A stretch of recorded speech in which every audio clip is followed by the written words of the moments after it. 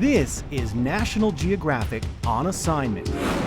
Prepare to journey into the unknown, into a forbidding place of strange rituals and dark images.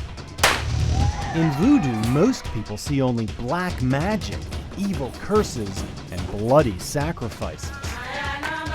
But unravel its roots, and you may find a lot more. I'm Peter Standring. This is West Africa, the birthplace of voodoo. You know, in this part of the world, voodoo is not only an official religion, it's also a way of life for millions of people. So, can we overcome our fears and misgivings? Can we explore voodoo and get to its heart?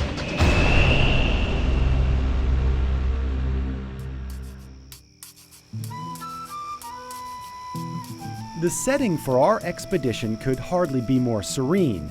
The cradle of voodoo is also home to some of the prettiest stretches of tropical coastline in West Africa. I'm setting out with two other National Geographic explorers, anthropologist and author Wade Davis and photojournalist Chris Rainier. Wade has spent years studying voodoo in Haiti. He knows the religion inside and out from first-hand experience. I was always very keen, because of my interest in Haitian voodoo, to go back to the very fountain of the faith, to see how it would be manifest in West Africa.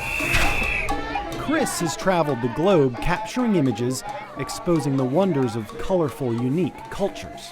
And I'm always trying to find that universal thread that ties all of humanity together. So it's sort of a lifetime mission to reveal that we are all connected.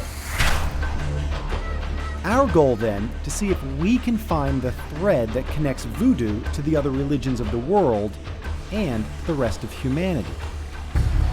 To do that, we'll be crisscrossing the West African nations of Benin and Togo.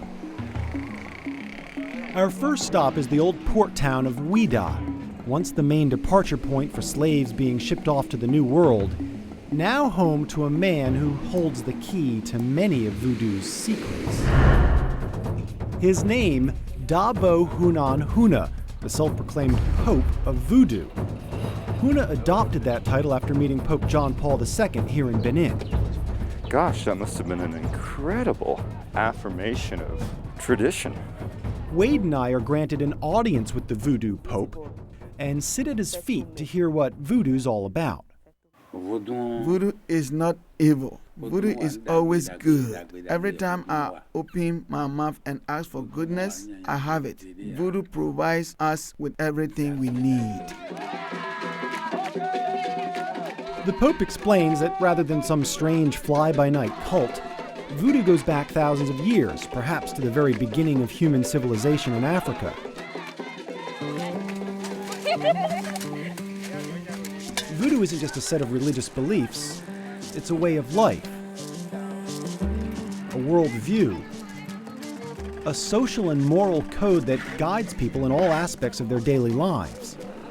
I quickly learn that it has structure and traditions that are passed from generation to generation. We found clear evidence of that in the Gele Day mask dance.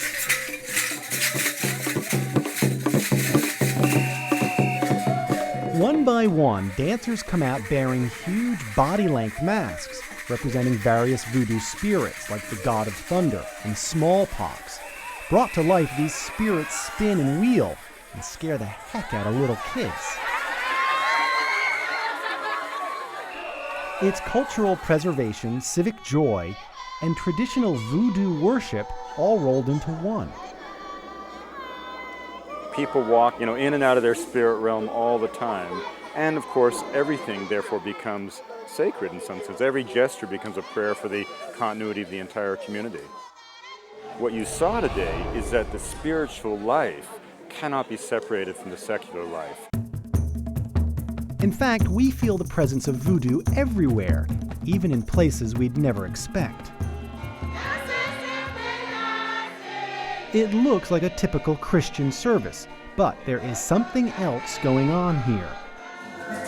The people believe that through prayer and through song, they can summon the angels, and that for brief moments, the angels will physically touch them and then actually speak through them. When it happens, the people get very agitated and speak in tongues.